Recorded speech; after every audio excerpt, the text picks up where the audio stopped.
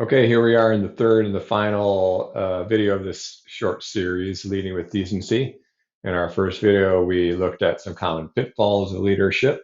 In the second video, we talked about leadership types, starting with transformational leadership and ending with situational leadership, which is a good segue into our strong leadership strategies, starting with situational leadership. A lot of this first graphic is maybe a little complicated to digest in this short video, but I do want to talk about it and just help you understand it conceptually. The idea here is that leaders will need to adapt according to their situations. If we look at the lower left quadrant, that's for they refer to it as delegating, which is the directive behavior being low and the support behavior also being low. And that is employed when you have direct reports who are highly competent and highly committed. And that's effective to, when they say delegating, meaning letting them have the autonomy to make those decisions on their own. On sort of the opposite side of the spectrum, you have in D1 corresponding to S1, where the directive behavior is high, but the supportive behavior is low. And on D1, you'll see that in that situation, the competency level is low, but the commitment level is high. So the idea here again is that you may have a situation where your direct reports are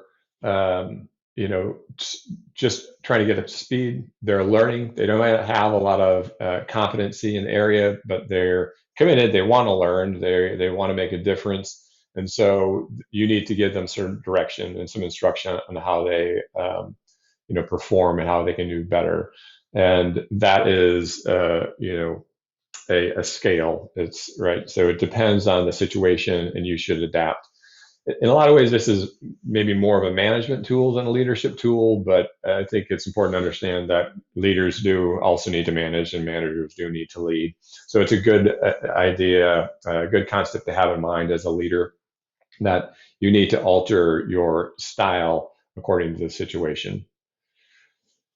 This brings us to this second thing that's really important to understand, is that there are levels of delegation. This is important because often a leader might think that delegation just means one thing, and that might be misunderstanding to the people that report to her. So when one leader might say, when I delegate, that means go and do it. Just I don't, I trust that you're going to do the right thing. But other leaders might feel that when I say delegate, I need you to check in during this process and keep me up to speed. And that's why there are these levels. We're starting with the first level of delegation. I want you to assess the situation and report back to me, and I'm going to take action accordingly. And the second level being assess it and then come back to me and give me your recommendations. I want to know what you think. And then going all the way through to full delegation, which is I'm going to tell you, this needs to get done. Or I don't even need to tell you, you're going to be the one out there, and I'm delegating this whole sort of sector or this whole project to you, and I don't need you to report back to me because I trust that you know what you're doing. This is a really important thing to understand because people who may be really experienced in their role, if they have a new leader come on and that leader really delegates but wants them to check in on them, there could be a really problematic miscommunication there, because that direct report might be thinking delegation means full delegation, meaning I don't have to check in. My leader trusts that I'm going to do my job. But in fact, the leader does want them to check in, at least on the interim, until that leader's up to speed on how people do their jobs. So that just it's important to understand that if you are going to delegate, make sure that the people that are reporting to you know what you mean by delegation, right? Another important strategy here is psychological safety. Obviously, in certain styles, like the autocratic or command and control default, you're setting yourself up for a very psychologically unsafe environment.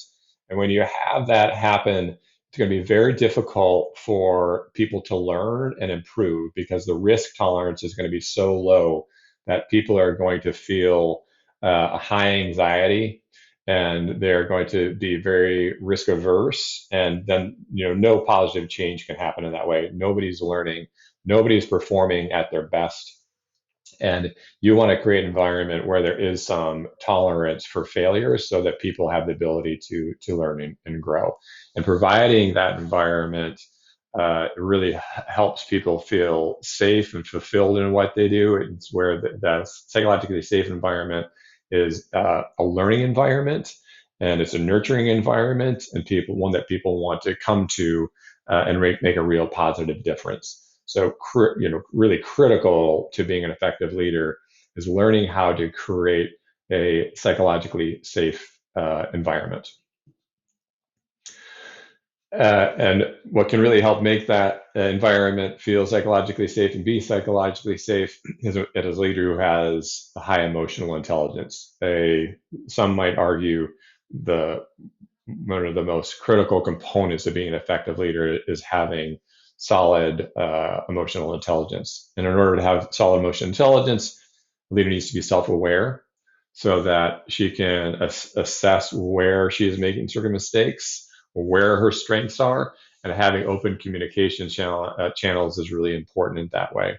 Self-regulation is really important, knowing that when a leader is confronted with a crisis or with mistakes, that he's not going to fly off the handle.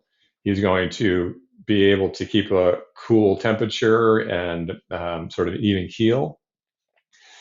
It's really tough to have a leader who is a screamer and a yeller, but arguably even worse is that leader who you don't know what kind of personality is going to show up that day. The leader who in the evening is screaming and yelling at everybody, and in the morning he's bringing in donuts and tacos and it acts like he's everybody's best friend.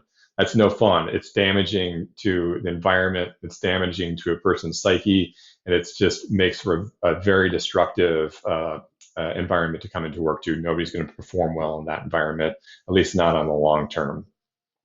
Knowing what motivates people. Does somebody like accolades and having, going up in front of an all staff and being given a certificate, or does that make some people uncomfortable?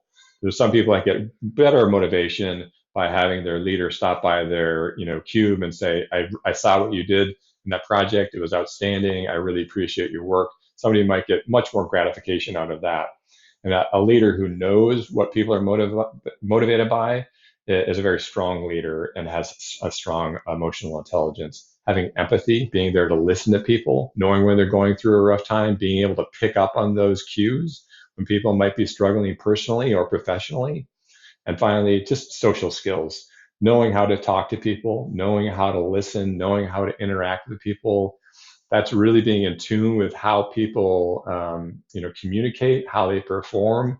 Critical to have strong competency and emotional intelligence in being a strong leader. And those are just a few things and strategies to think about and how you might be able to improve your own leadership styles. This is the last in those series. These are very brief. There's a lot to talk about in leading with decency, but hopefully this will give you at least a foundation of things to explore on your own or have a conversations with your own leader. And please share this information as you see fit. Thank you very much.